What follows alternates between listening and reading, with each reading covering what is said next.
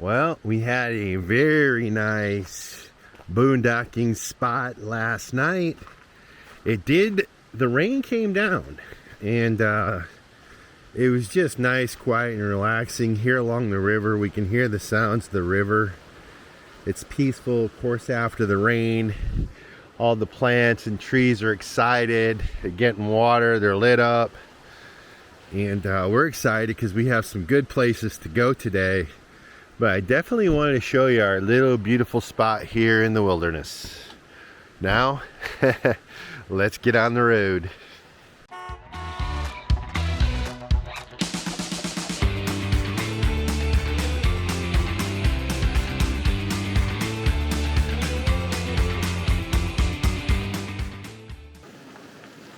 Alright, as we're leaving our campsite, we are on a magical little mountain road. And it rained last night, so there's some fresh fallen leaves because it's autumn down here in the southern hemisphere. There's yellows and oranges mixed in with these pretty green trees with all the moss.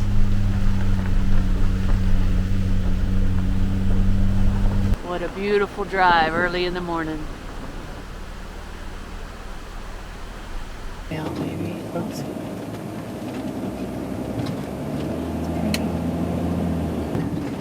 Salto Latina.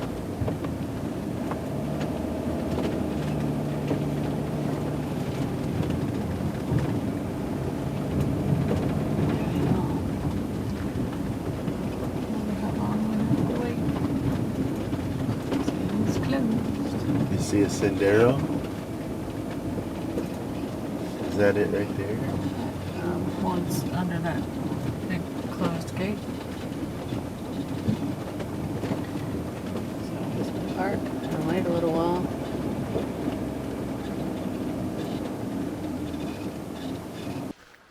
Alright, along this beautiful road we are driving on, coming down from the volcano, are at least 8 waterfalls.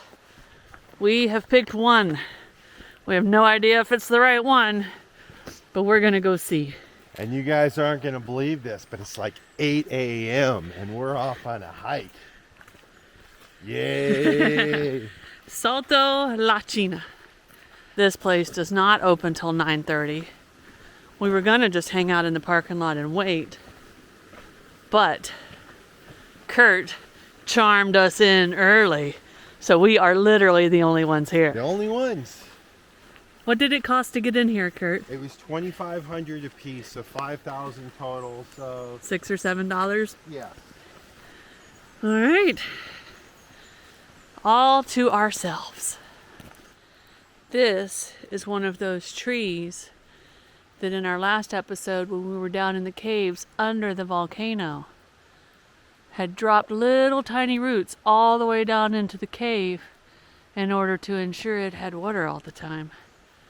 So we called this the smart tree. So Curt thinks we should take that trail. Now I'm leaning this way to this trail, and you may be wondering why. And it has a lot to do with this little arrow that points towards my trail. All right, so herein lies the dilemmas that I face on a trail.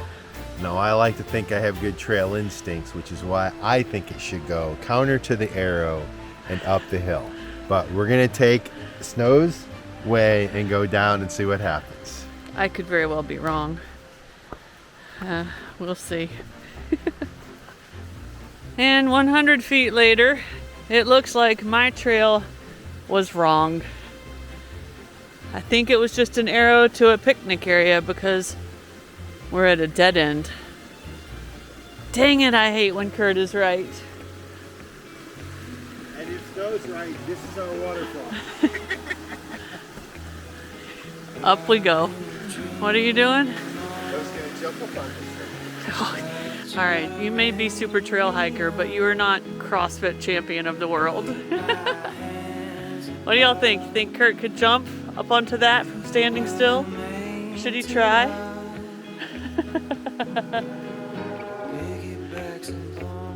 This goes against every rule-obeying belief in my body. Oh.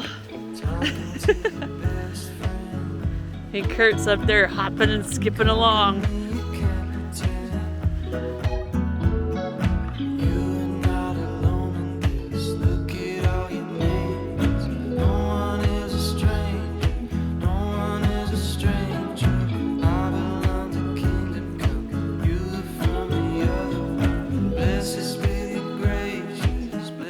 Of a stranger dreaming of a geranium. Put my hands above. You were made for love. Laying by the campfire, I'm in love with you, woman. Call me up and say hello. Fresh squeezed like a lemon. You are not alone in this. Look at all your mates. No one is a stranger. No one is a stranger. I belong to kingdom come. You are from the earth. Bless us with your grace. This blessing of a stranger. We just got our first glimpse of the waterfall through the trees. Probably wouldn't show up for you guys yet, but it's a tall one. So I did the research on this and marked it on our map a couple of weeks ago, and I had honestly forgotten which one I picked out of the 8. So it's like a surprise because there's no internet up here where we're at.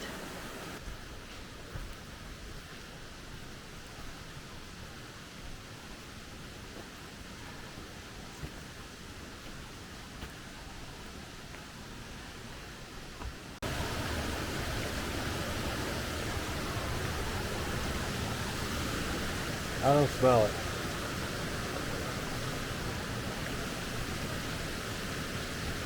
It's the grass, the leaves. So this tree is supposed to have some sort of a unique aroma, I guess, if we're reading the sign right. It's pretty bark though, look at it. Maybe lick it. No. But maybe it's the leaves that are 35 feet up in the air. But it's a pretty tree with a waterfall behind it. And this is a beautiful little forest. The little river seemingly running down everywhere. Of course, the big boulders and the fallen trees. And all this little wispy bamboo throughout. Really nice trail. It's cool and damp this morning. It's probably about 60 degrees, 55 to 60 degrees. And rain last night. It's not raining now, but it's very misty. Which probably means no draw.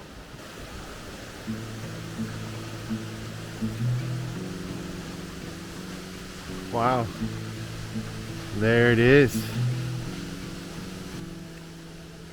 With the morning turning over, every color calls to us, setting rhythm into motion, turning the silence into trust, getting a glimpse of what's to come.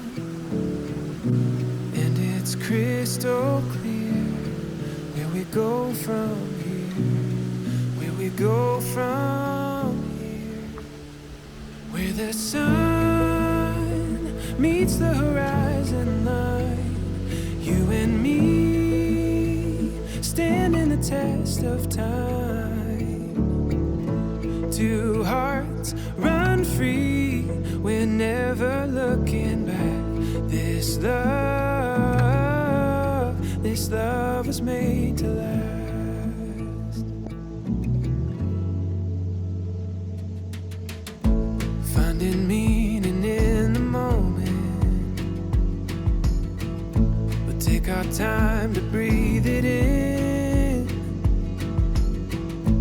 Every flower slowly opens, watching the roses all unfold, taking it with us as we go. And it's crystal clear where we we go from here? Where we go from here? Where the sun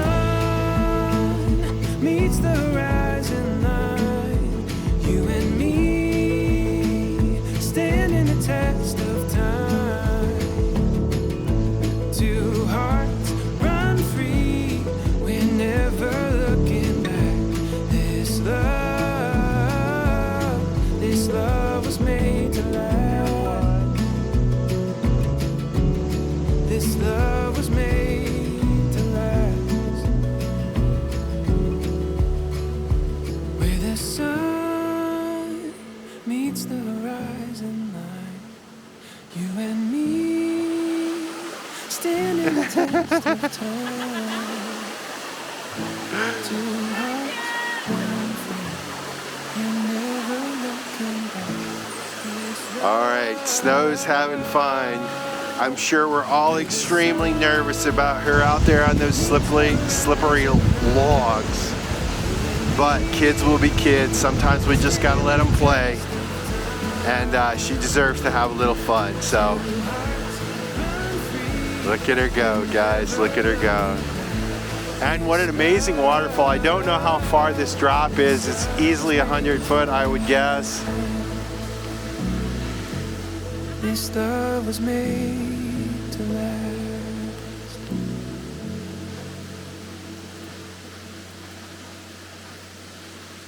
How about that, guys? We had this beautiful waterfall all to ourselves this morning. But it was a short stop. We're headed back to the van and on the road. Oh, what a way to start the day. Let's go. Let's get out of the rain. Yeah. So as we head back to the van, you can see the zip line set up here. They call these areas canopies, and it's where people build little adventure parks in their on their property, their farms, their restaurants. They live here too, so this is a little privately owned family canopy.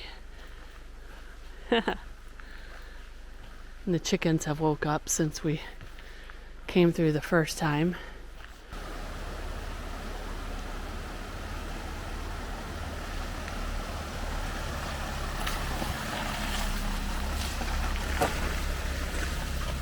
We're getting a little low on acerine sawdust for the composting toilet.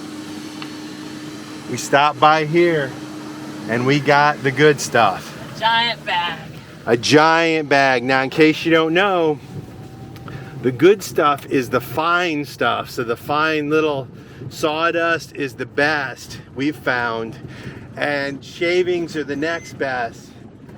But we're good for a while. Yeah. I don't think we've ever told you guys how we store this stuff and all that. We put it into individual gallon size Ziploc bags. So it's easy just to grab one out of the bag. So we can't hold a bunch of it. It takes up a lot of room. But that's how we store it. We reuse the Ziploc bags over and over and over. This looks like maybe 20 bags. 20 Ziploc bags. That's good. We'll have to find some room for Argentina. it. Maybe so. So, a few episodes ago, we took you guys to Termas Geometrica, the geometric hot springs. And I gotta tell you, because we're running right along beside all these crazy volcanoes, active volcanoes, all kinds of stuff along the foothills of the Andes Mountains here, there are hot springs everywhere. And we have found another one. So we're gonna go relax a little bit and we're gonna show you. I don't have a Okay. You ready for some relaxing? It's chill days. So it's 30,000 Chilean pesos to get us in. And it says we're only allowed 2 hours. It does not seem very crowded right now because it's not high season. So maybe we can stay longer. And the entrance is kind of rustic. I mean, The drive down. it was steep and crazy. Yeah. And now we're on a pebble walking path along a beautiful river. So Well, I picked this one. There are a lot of hot springs that are kind of resort style and built into swimming pools. I picked this one because the reviews called it rustic. More natural. We'll see if we like it. The river is pretty. Oh, I want to climb on the big rocks. Zona de volcano. They've got little sandy bottoms, and these boulders make for nice little different places to sit. We're right along the river here, and as we come back down here, there's some beautiful flowers. It looks like there's some more hot springs down here, and some dressing rooms. And this little trail keeps meandering down here through the flowers and the boulders and along the river, and it keeps going. And then we start passing little pools built with gravel bottoms and rock walls. This is the third one we've passed. I think we're coming up on the end. I think there's 4, maybe 5 according to the website. But we're about to pick one and get in it. It's kind of hot.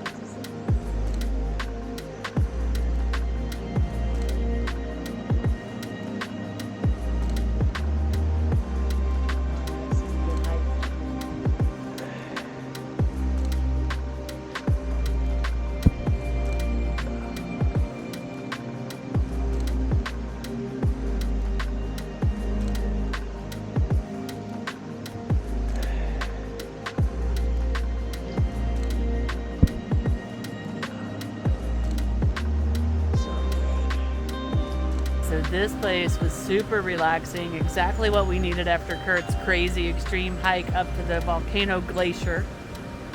And now we're gonna go get in the van and find somewhere to get some lunch. We don't know if that's gonna be in the van or a restaurant. We have not decided, but we are headed back towards Villarrica because we gotta go around the lake. I can't seem to get enough to eat after that huge hike I did up the glacier. But I got some salmon and some potatoes. Looks really good. I don't even like fish. And we got a salad. What'd you get, Snow? Thank you. Perdón, ¿cómo se dice? Mechada. I got some mechada. Basically like a pot roast kind of thing, and it is good. It's over rice. Let me get a close-up on that mechada. Look at this salad, guys. A little avocado. I think there's some olives in there. Snow won't like that. Delicioso. Wow. Snow ordered the right thing. She ordered the mechada. Ooh, it was good. And it was delicioso. It was really good. I had a couple bites. But you see all these signs as you pass through these different little areas, and you don't always know what they were. But that was kind of like a very, not spicy, but very seasoned pot roast. Yeah, it was really, really good. Yummy. My salmon was smoked, had better, but it was good. The salad was phenomenal. Yeah. All kinds of stuff on it. After we soaked in the hot springs for a couple of hours and then went and had that really yummy lunch, we came back to the campsite where we cooked out the other night. And we're going, it's dark, and I am petrified because it's scary, but we're gonna walk down to the river because from the river we can see the volcano. And the guide from the volcano caves the other day told us that sometimes it glows orange. So we're gonna walk down to the river, and it is pitch black. See over here where there's no light? Oh, so dark. But we've got a light, and Curt would not come with me because he's a big chicken. Well, we know that's not true, but still, we're gonna come down here and look up at this volcano. See what we see. Now, there's a good chance it'll be cloudy and we won't even be able to see it at all.